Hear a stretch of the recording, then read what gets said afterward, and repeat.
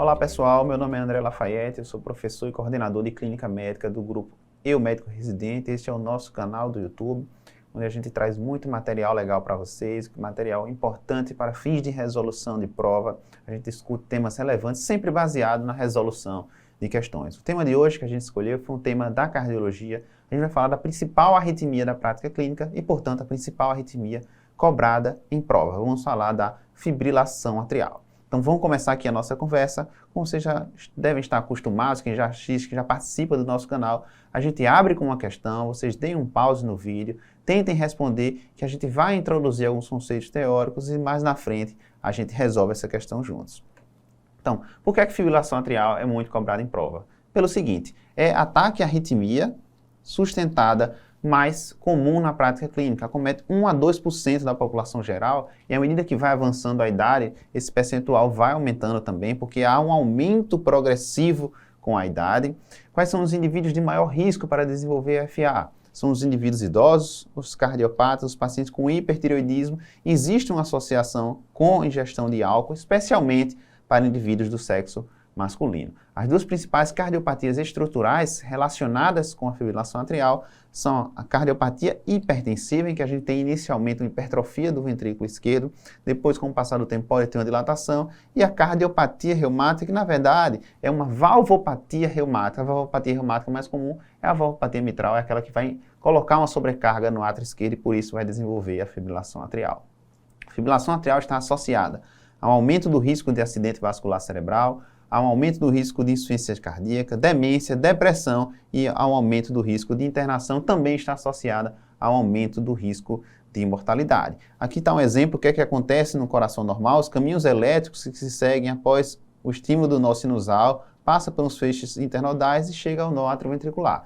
Na fibrilação atrial, a gente tem vários circuitos de reentrada dentro dos átrios, não há contração atrial, pessoal, o átrio fica fibrilando, não é capaz de contrair-se, portanto, não contribui para o enchimento ventricular. Lembrando que o enchimento ventricular, 20 a 30% deles é por conta da contração atrial.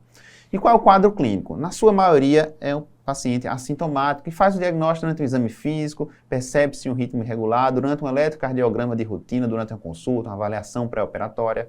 Quando os pacientes têm sintomas, eles podem ter dispneia, especialmente aos esforços, palpitações, é uma sintomatologia bem comum, fadiga e até mesmo síncope. Isso aqui é bem mais raro, só em frequências cardíacas muito elevadas, especialmente no paciente que já tem uma disfunção cardíaca de base. Os pacientes também, em casos ainda mais raros, podem se apresentar com instabilidade clínica hemodinâmica, podem desenvolver edema agudo de pulmão, angina, hipotensão / choque ou até rebaixamento do nível de consciência por uma hipoperfusão, por um hipofluxo cerebral. E como é que a gente identifica um paciente com FA? Através do eletrocardiograma. Qual o achado clássico? Um ritmo irregular, então o intervalo RAR irregular, isso aqui é fundamental, é necessário para o diagnóstico. Não temos onda P, então ausência de onda P ou de qualquer onda que simule, que se pareça com um estímulo atrial. Então, aquele eletro em que a gente olha, não consegue achar onda P, fica na dúvida se tem onda P aqui numa derivação, na outra já não parece, um batimento tem onda P, o outro não tem. Muito provavelmente essa onda P não existe, porque na fibrilação atrial a gente pode observar uma fibrilaçãozinha aqui na linha de base e algumas vezes pode parecer com onda P, mas isso não é constante. Não tem os critérios para definir, por exemplo, que é um ritmo sinusal, por exemplo, que é um flutter atrial. O QRS estreito geralmente não é obrigatório. Se o indivíduo tiver um bloqueio de ramo de base, de ramo esquerdo ou direito, ele pode fazer um FA com QRS alargado. Então fazer um bloqueio frequência dependente, aumenta demais a frequência, acaba bloqueando um dos ramos, especialmente o direito. Mas via de regra o QRS é estreito. E um ritmo irregularmente irregular, geralmente é FA. O que eu quero dizer com isso? Quando é aquele ritmo muito bagunçado, até na própria irregularidade não há regularidade, ou seja, é irregularmente irregular, é uma bagunça completa, muito provavelmente isso é um FA, isso é uma fibrilação atrial. E a gente pode categorizar as FAs em alguns subtipos. Muitos falam em FA aguda e FA crônica. Essa classificação, a rigor, não existe, não está contemplada nas diretrizes. A gente tem essa classificação de FA. O primeiro episódio de FA, um tanto quanto óbvia essa classificação, é o indivíduo que tem o primeiro episódio de FA documentado, registrado no eletrocardiograma ou no Holter. FA paroxística é aquela que dura até 7 dias, independente se a reversão é espontânea ou se a reversão é por ação médica. Durou 7 dias, FA paroxístico. Por que esse intervalo de 7 dias? Porque antes de 7 dias há uma tendência à reversão espontânea. Após 7 dias, dificilmente a FA reverte espontaneamente. Então, a partir de 7 dias, a gente chama de persistente. Se durou pelo menos um ano, a gente chama persistente de longa duração. A FA permanente, pessoal, é uma categorização, preste atenção, não permanente. O que é que eu quero dizer com isso? Então, aquele indivíduo que tem um FA persistente, dura mais de 7 dias, a gente decidiu, ou o médico, ou o paciente, ou os dois em conjunto, decidiu por não tentar a cardioversão, é um FA permanente. Mas esse conceito não é permanente, ou seja, se lá na frente, ao final de 2, 3 anos, o médico e o paciente resolvem tentar a cardioversão, seja elétrica, seja farmacológica, seja química, deixa de ser um FA permanente e passa a ser um FA persistente de longa duração. Ok, claro? E em relação à abordagem inicial de um paciente com FA. FA é o que, pessoal? É um ataque à arritmia, é um ataque cardíaco. Então, assim como qualquer outro ataque à arritmia, principalmente num cenário de emergência ou então no cenário de terapia intensiva, o paciente que tem um ataque à arritmia, certo? Que caracteriza-se por uma frequência cardíaca maior do que 100. E se essa frequência é não sinusal, a gente tem que lembrar do seguinte: todo ritmo não sinusal, ou seja, taquicárdico com frequência ventricular maior do que 100, e que o indivíduo se apresente com estabilidade clínica e ou hemodinâmica, tem indicação de fazer o quê? De cardioversão elétrica sincronizada de forma imediata. Então, FA é um ataque à arritmia. Então, assim como qualquer ataque à arritmia não sinusal, que curse com instabilidade clínica e ou hemodinâmica, está indicada a cardioversão elétrica sincronizada. Quais são os critérios dessa instabilidade clínica e hemodinâmica? Insuficiência cardíaca aguda, edema agudo de pulmão, não é qualquer insuficiência cardíaca. O paciente está ali em classe funcional 2, 3, dispneia aos esforços, ou então tem só estertores ali em base, está eupneico em repouso, não tem hipoxemia, não tem esforço respiratório, isso não é instabilidade hemodinâmica. Uma angina, uma dor torácica anginosa, especialmente persistente, um indivíduo que cursa com hipotensão sintomática / choque hemodinâmico, ou então alteração aguda do nível de consciência por hipoperfusão. Lembrar que tem que haver a relação de causa e efeito, ou seja, ataque à arritmia tem que ser a responsável pela instabilidade clínica hemodinâmica. Então, a gente pega um paciente que iniciou um quadro de FA agora e, após o início do quadro de FA, se apresenta com qualquer um desses critérios, cardioversão elétrica sincronizada de imediato, ok? E uma coisa importante, cardioversão elétrica, pessoal, é diferente de desfibrilação, não é a mesma coisa. Desfibrilação a gente faz para PCR, parada cardiorrespiratória, ou então para ataque cardioventricular polimórfica. Qual é a diferença? Na cardioversão elétrica, a gente precisa fazer uma coisa chamada de sincronização. A gente tem que sincronizar o desfibrilador.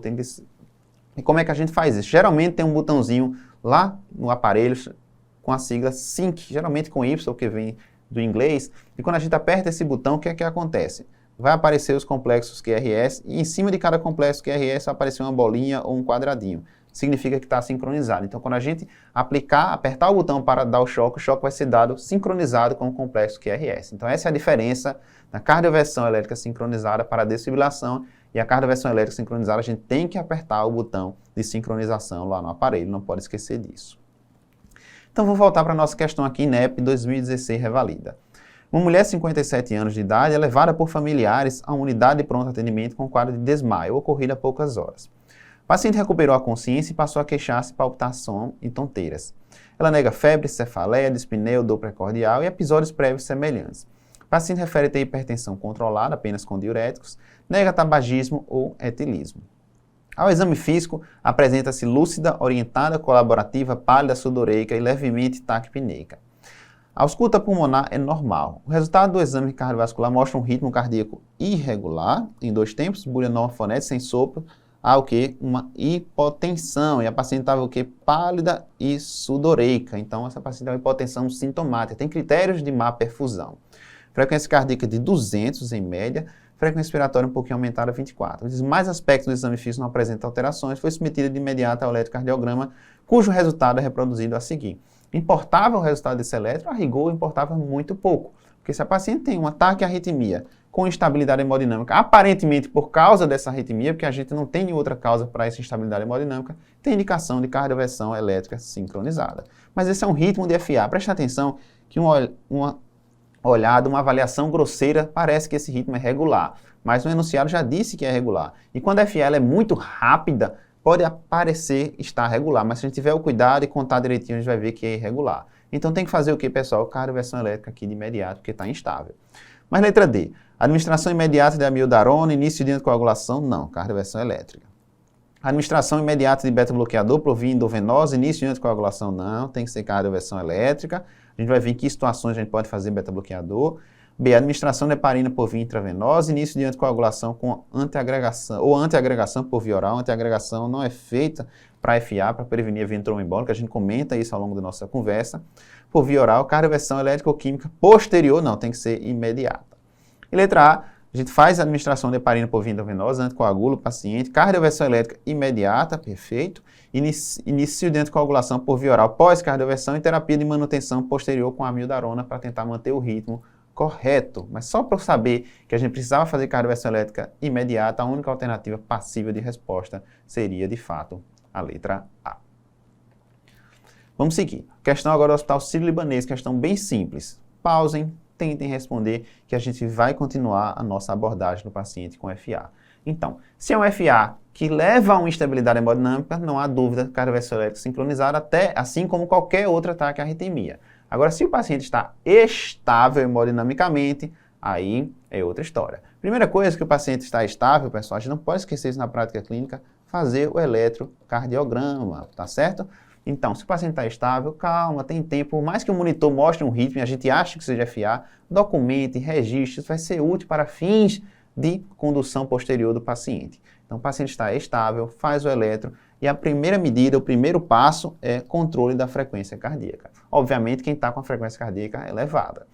E a gente pode controlar a frequência cardíaca com beta-bloqueador, antagonista do canal de cálcio não dihidropiridínico, verapamil de tiazem, ou então o digital. O que é que essas drogas têm em comum? Elas inibem o quê? Inibem o nó atrioventricular. E por que isso é importante? Porque na FA a gente tem os átrios fibrilando ali uma frequência de 400, 600 batimentos por minuto.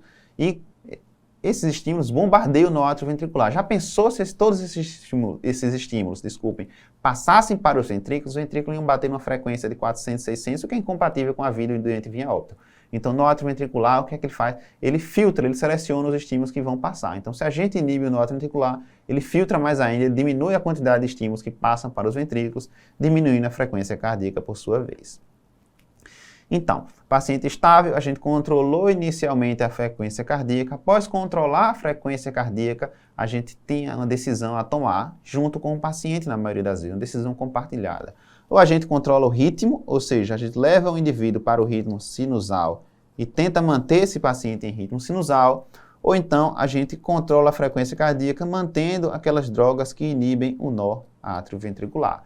Via de regra, com raras exceções, essas duas estratégias são equivalentes. A gente vai ter que decidir paciente a paciente, caso a caso, qual a gente vai optar. Geralmente não se pergunta isso em prova. A gente só precisa saber como a gente conduz cada uma dessas duas estratégias. Mas na prova dificilmente vai colocar para a gente escolher o paciente melhor para controle de ritmo ou de controle de frequência, porque são vários critérios para a gente avaliar, ok? Mas a gente vai treinar isso com questão.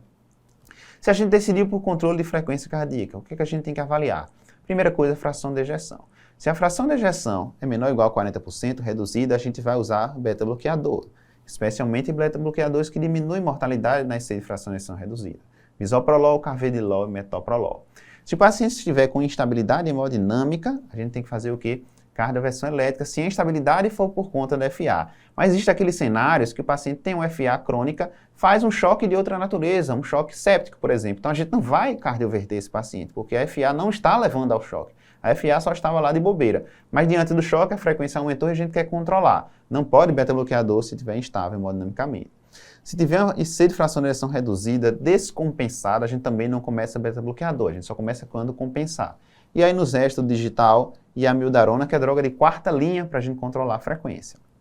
Fração de ejeção maior que 40%, podemos fazer tanto beta-bloqueador quanto antagonista de canal de cálcio não dihidropiridínico.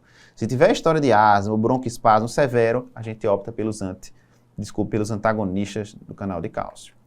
Se a despeito disso a frequência cardíaca não foi controlada, a gente pode associar digital. Lembrando que o alvo de frequência cardíaca não é uma frequência cardíaca normal menor do que 100. Uma frequência cardíaca menor do que 110 geralmente é suficiente. Os estudos que compararam frequência-alvo menor que 110 com frequência-alvo ali mais próxima do normal, em torno de 80, não mostraram diferença. Então, menor do que 110 é suficiente.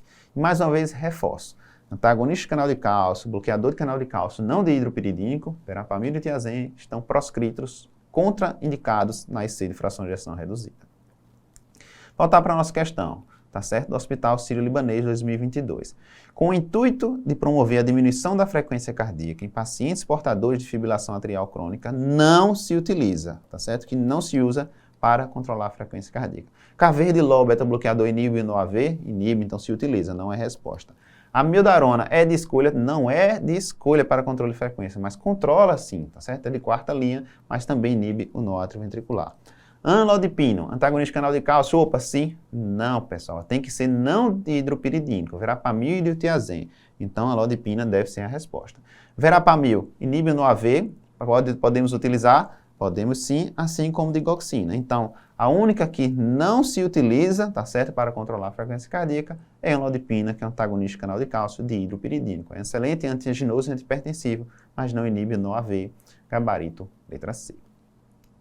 Vamos continuar. Se eu decidir pelo controle de ritmo, fui lá, conversei com o meu paciente e decidi por levar o paciente do ritmo de FA para o ritmo sinusal. Aqui uma coisa interessante, na FA paroxística, geralmente ela reverte espontaneamente nas primeiras 24, 48 horas, então não precisa ter agonia. O paciente entrou em FA, controle de frequência está estável, eu posso até optar por só observar, só olhar, ficar acompanhando o doente, que na maioria das vezes reverte espontaneamente. Mas se eu decidir ser proativo, de eu mesmo reverter o ritmo do paciente, eu tenho que considerar o tempo de início da FA, isso é fundamental. Quando essa FA começou?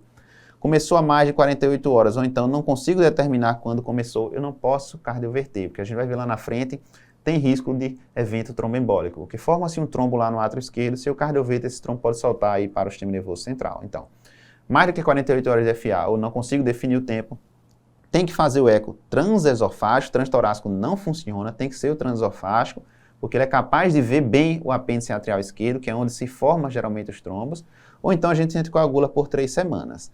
Se não tiver trombo no eco transesofágico, ou então anticoagulei por 3 semanas, eu posso fazer a cardioversão, seja a cardioversão farmacológica ou elétrica. E no momento que eu decido fazer a cardioversão, eu começo a anticoagulação e mantenho por pelo menos 4 semanas. Por que isso? Porque após a cardioversão, os átrios eles ficam atordoados, eles não voltam a contrair de imediato, então ainda predispõe a trombos. Então, anticoagulação por 4 semanas, pós-cardioversão, geralmente a gente faz para todo mundo. Se a FA começou com menos de 48 horas, eu não preciso eco transesofágico, eu não preciso anticoagulação por 3 semanas, porque a gente entende que o risco de formação de trombo no FA de tão curto tempo é muito pequeno. Então, posso proceder à cardioversão, começo a anticoagulação, cardioverto e mantenho por pelo menos 4 semanas novamente. Ok? Mas uma coisa importante, a gente vai comentar isso ao longo da nossa conversa. Pacientes de alto risco devem ser anticoagulados, independente do retorno ao ritmo sinusal. Então, qual a mensagem? Não importa se eu decidir controlar o ritmo, não importa se eu decidir controlar a frequência. Se o paciente é de alto risco, ele vai manter a anticoagulação. Ah, André, mas se ele está em ritmo sinusal, eu preciso manter a anticoagulação? Se ele for de alto risco, precisa. Por quê? Porque na maioria das vezes, os pacientes vão fazer episódios paroxísticos de FA que se revertem espontaneamente e são assintomáticos. Então, o indivíduo que acha que está em sinusal pode estar em FA por momentos específicos durante a sua vida e isso levar ao risco de evento tromboembólico. Então, independente da estratégia adotada, alto risco, mantenha a anticoagulação independente do retorno ao ritmo.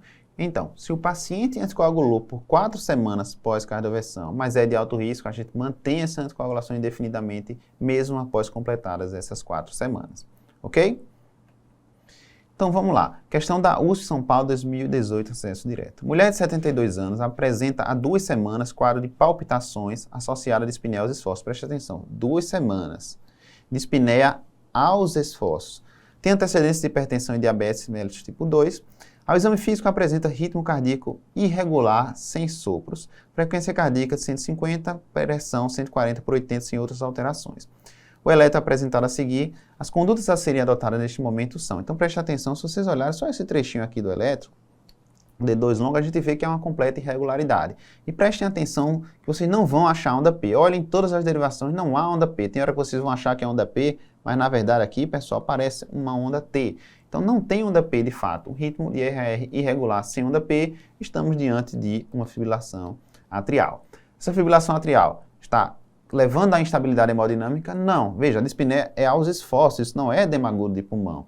PA está normal, então não está instável. Se não está instável, primeira abordagem é o quê? Controlar, pessoal, controlar a frequência cardíaca, que está alta de 150. ok? Então vamos lá, letra A. Ecocardiograma transtorácico e se excluir do trombo cavitário proceder cardioversão elétrica, transtorácico é que a gente faz? Não, a gente faz transesofágico, mas ele quer a conduta neste momento.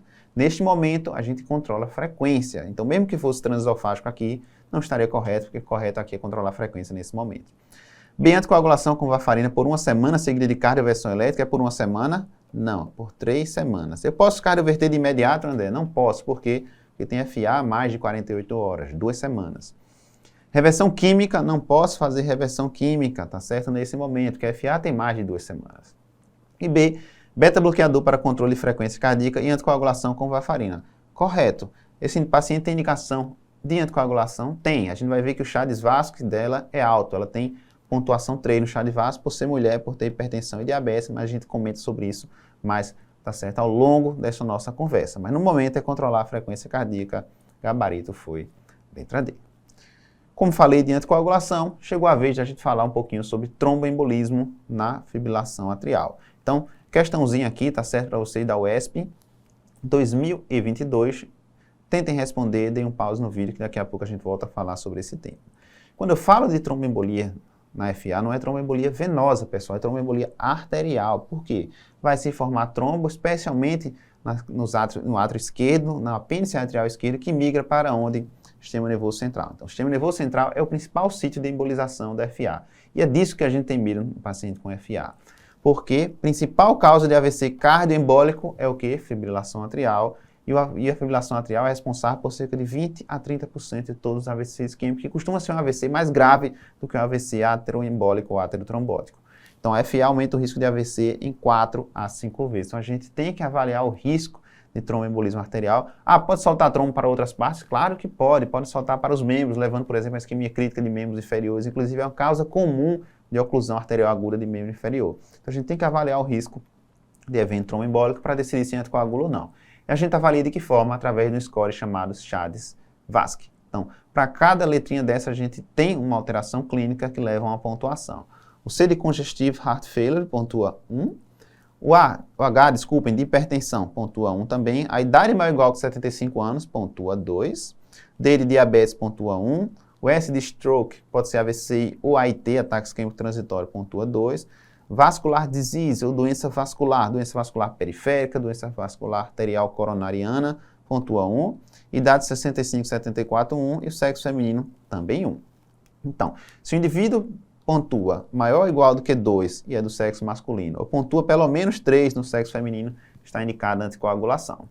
Se pontua 1 no sexo masculino, ou então 2 no sexo feminino, a gente tem dúvida do que fazer, vai decidir junto com o paciente, caso a caso, e se for 0 para homem e 1 para mulher, a gente não anticoagula. Agora aqui, preste atenção ao seguinte, existe o conceito de FA valvar. Então, FA valvar, a gente diz para o paciente que tem prótese mecânica ou estenose mitral moderada grave. Para esse paciente, a gente não precisa calcular o Chades-Vasc. Por quê? Porque está indicada a anticoagulação sempre. São pacientes de alto risco de evento tromboembólico. Então, já se indica anticoagulação independente do Chades-Vasc. Então, FA valvar, prótese mecânica, não é biológica, é mecânica, ou então estenose mitral moderada a grave, anticoagula sempre. Então, vamos lá para a nossa questão da UESP.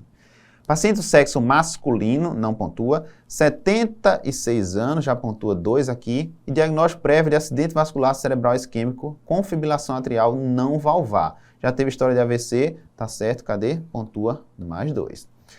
Insuficiência cardíaca, fração de ejeção 32%, então ele ganha mais outro ponto.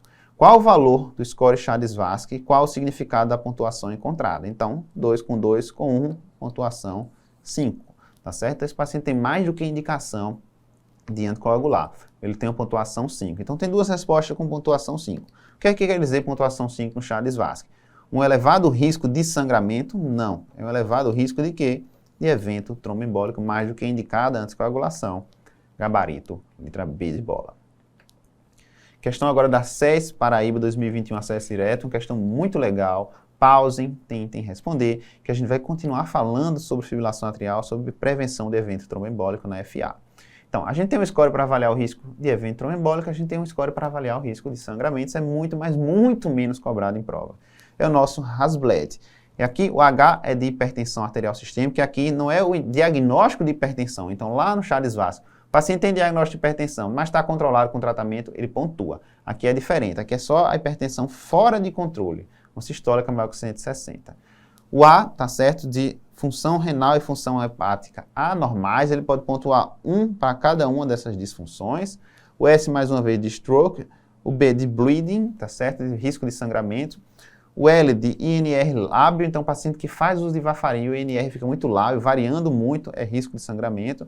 O E, de elderly, tá certo, de idoso, maior que 65 anos. E o D, de drogas, tá certo? Aqui pode ser drogas anti-inflamatórias, pode ser antiplaquetários, pode ser o álcool, drogas que aumentam o risco de sangramento. Então, qual a mensagem? Pontuação 0,1, risco de sangramento baixo. 2, risco moderado, maior ou igual do que 3, risco elevado. Mas prestem atenção, o Hasbled por si só, ele isoladamente não contraindica a anticoagulação. A gente faz o Hasbled para ter uma estimativa do risco de sangramento e para avaliar o que é que a gente pode mudar no Hasbled a fim de diminuir esse risco. Então, a gente pode controlar a pressão arterial, a gente pode melhorar a função hepática dos rins, muitas vezes, pode controlar melhor o INR ou mudar para um anticoagulante que não precise acompanhar o INR, e a gente pode retirar algumas outras drogas que aumentam o risco de sangramento. Então, o Hasbled é mais para a atuação do médico com fins, com finalidade de reduzir sangramento do que propriamente para contraindicar a anticoagulação. Quais são as opções que a gente tem de anticoagulação oral? E aqui muito importante, pessoal, o paciente que vai iniciar a anticoagulação oral para FA, esse paciente pode fazê-lo de forma ambulatorial. Então, cuidado, muita gente se confunde com TVP e TEP, porque a gente tem que internar quando vai fazer o varfarina, fazer a heparina por um tempo, por 5 dias, para depois suspender quando o INR estiver na faixa, por pelo menos 2 dosagens consecutivas. Aqui a gente pode iniciar no ambulatório, não precisa internar, não precisa fazer a heparina, ok? A gente tem a varfarina, que é um inibidor, tá certo, da vitamina K, muito conhecido por nós, e a gente tem os novos anticoagulantes orais, os DOACs, também podem ser chamados de DOAC, tá certo? Anticoagulantes orais direto, tanto faz qualquer uma dessas duas terminologias. Então, entre os novos anticoagulantes orais, aqui eu coloquei o nome que também alguns chamam, anticoagulantes orais diretos, ou DOAC, pode ser NOC ou DOAC, tanto faz. A gente tem inibidores do fator 10 ativado, que são aqueles que têm XA no seu nome, rivaroxabana, apixabana e edoxabana. E a gente tem inibidores diretos da trombina, que não tem XA no seu nome, mas tem o TR de trombina e da bigatrana, certo? A gente hoje em dia já tem antídotos aprovados para essas substâncias que a gente vai comentar. Mas uma coisa que vocês precisam levar em consideração, vocês precisam marcar bem, é o seguinte. Quando a gente fala em FA valvar, já disse a vocês que não calcula Charles-Vasse, que anticoagula sempre. Porém, FA valvar, mais uma vez, prótese mecânica, estenose mitral moderada grave, não pode fazer novo anticoagulante oral, não pode fazer anticoagulante oral direto. Tem que ser o velho e bom varfarin. Isso já foi estudado e não funcionou. Outra coisa importante, prótese biológica não é FA valvar, portanto, a gente pode fazer sim os DOACs, pode fazer os NOC, ok? Para a sequência. Então, algumas diferenças práticas entre varfarina e os NOCs ou DOACs. A eficácia e segurança são comprovadas para ambos, varfarina e os NOCs. Os NOCs têm uma eficácia igual, tá certo, ou menor risco de AVC isquêmico, então tem uma eficácia igual ou melhor do que a varfarina para prevenir AVC isquêmico, menor risco de sangramento intracraniano e o maior risco de sangramento do trato gastrointestinal, com exceção da apixabana. Varfarina precisa de monitorização, tem que acompanhar o NR, é chato, tem que fazer o exame, mostrar ao médico, ajustar a dose, os NOCs não precisam.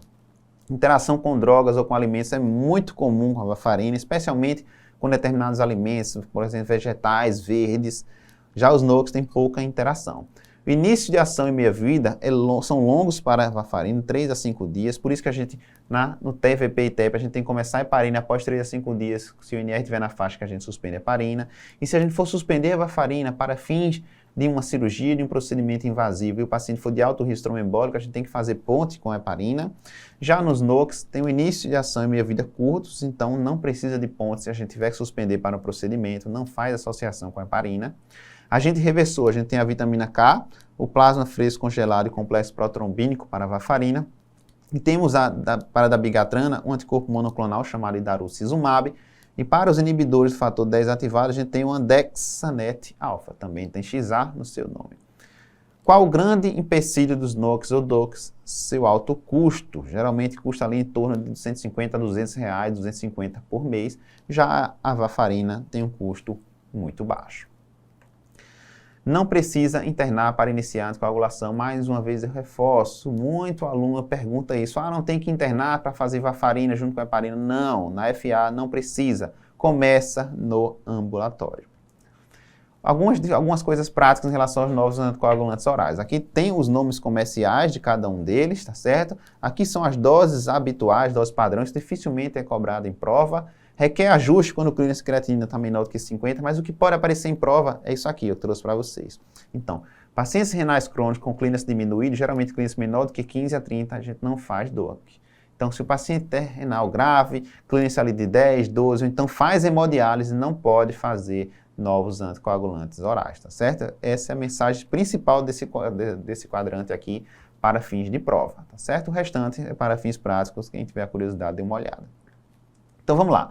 CESPB 2021, acesso direto. Você está trabalhando na UBS quando atende um paciente do sexo masculino, 68 anos de idade, tabagista hipertenso, obeso diabético, antecedente de cirurgia de vascularização miocárdica, com troca valvar mitral por prótese, olha só, biológica há 2 anos. Com queixa de palpitação taquicárdica e cansaço aos esforços habituais, de início há 5 meses. Medicamentos sem uso de hidroclorotiazida, enalapril, metformina, ao exame tem uma PA ok, está taquicárdico, bolhas arrítmicas e normofonéticas. Exames complementares, tem um ECG, que a gente vai olhar daqui a pouco, e um eco com fração de ejeção de 35%. Aumento moderado do átrio esquerdo, alteração de relaxamento do ventrículo esquerdo e prótese boa, normo funcionante.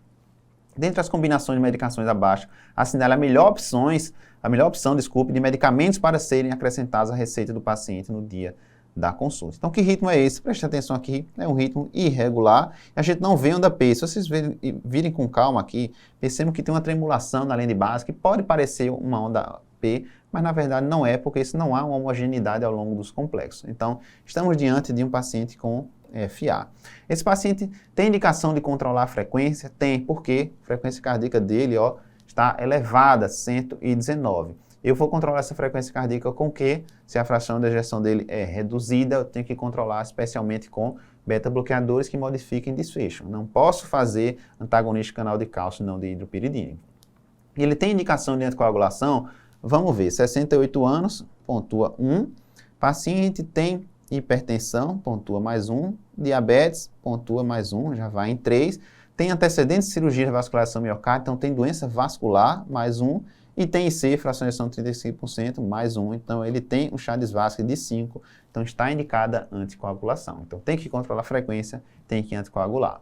Letra A, amiodarona e varfarina. Amiodarona é uma boa droga para controle de frequência, não é 4ª linha e ainda pode reverter inadvertidamente a FA, levando ao risco de evento tromboembólico. B, propafenona. Propafenona é um antiarrítmico, não é para controle de frequência. E propafenona a gente não utiliza em pacientes com cardiopatia estrutural. C, diltiazem, a gente pode utilizar diltiazem com fração de ejeção reduzida? Não pode. Sotalol é um antiarrítmico, assim como propafenona, para controle de ritmo, e também não pode no indivíduo com doença cardíaca estrutural. E aí nos resta metoprolol e rivaroxabana. Metoprolol, excelente controle de frequência, aprovado para diminuir mortalidade na IC de fração de ejeção reduzida. Rivaroxabana é um novo anticoagulante oral, pode ser utilizado. Cuidado que prótese biológica não é FA valvar, então pode fazer novo anticoagulante oral. Gabarito, portanto, para a gente. Letra E. E para encerrar, mais uma questão da UFRJ 2020, acesso direto. Mulher de 58 anos, sem fibrilação atrial com 72 horas de evolução, olha o tempo, e Chagas Vasque de 4 pontos. Já deu Chagas Vasque para a gente, facilitou. Indicação de anticoagular. Possui clearance de creatinina estimado de 12 ml por minuto. Olha uma dica importante para a gente acertar essa questão. A conduta mais adequada nesta paciente neste momento é: letra A, eco transesofágico e na ausência de trombo, cardioversão elétrica e anticoagulação com varfarina por 4 semanas. Veja, está errado anticoagular com varfarina por 4 semanas, está incompleto, porque a gente vai anticoagular indefinidamente, porque há alto risco, não apenas por 4 semanas. Por isso que essa letra A foi errada. B, anticoagulação prévia por 3 semanas, na impossibilidade de eco transesofágico, ok? Cardioversão elétrica e anticoagulação com varfarina por toda a vida. Perfeito, Chagas Vasque é elevado, 4 pontos, tem que anticoagular por toda a vida. C, anticoagulação prévia por 3 semanas, na impossibilidade do eco transesofágico, ok? Cardioversão elétrica e anticoagulação com varfarina por 4 semanas, não só por 4 semanas, pela vida inteira, indefinidamente. E D, eco transesofágico na ausência de trombo, cardioversão elétrica, anticoagulação com DOAC por toda a vida. Opa, você já ia marcar certo também. Mas prestem atenção, olha o que eu falei, clínice creatinina de 12, menor do que 15 a 30 de clínice, não pode fazer DOAC, tá certo? Tem que ser o velho e bom varfarina. Por isso, uma questão muito legal, gabarito foi letra B de bola. Era isso que a gente tinha para conversar sobre o assunto de fibrilação atrial. Mais uma vez, gostarem do nosso canal, gostarem do nosso material, deem um like, passem a nos seguir, que você vai ter muita coisa boa para aprender aqui conosco. Forte abraço.